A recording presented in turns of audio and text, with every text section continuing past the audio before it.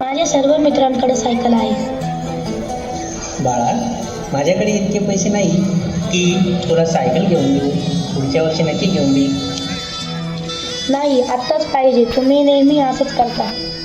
काय करू बाळा, मला जगाचा पोशिंदा म्हटले जाते, परंतु मी माझ्या कुटुंबाचे पोट भरू शकत नाही.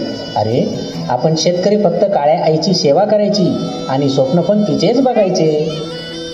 जा बाबा, तुम्ही नेहमीच असं करता. नाही बोलायचं तुमच्याशी. का तुम्ही त्याला वचन दिलं?